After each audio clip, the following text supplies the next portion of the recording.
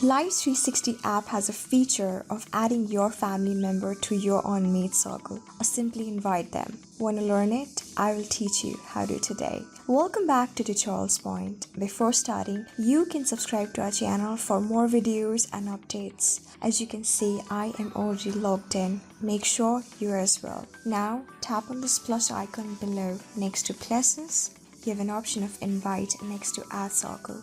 Tap on invite. Now you can share this invite code with the people you want in your circle, and this code will be active for 2 days.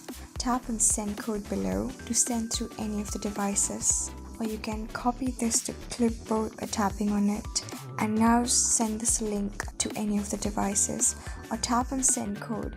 I will choose one of the devices to do it. Let me choose Messenger and search for the particular person. I am going to send this to my mother. They can accept this invitation code and join into your circle easily. So this is how you do it. So I hope this video was really helpful for you and I was able to help you. For more videos related to Life360, visit our channel and watch all of them. I am going to see you in the next video. Till then, keep calm, stay safe, and goodbye.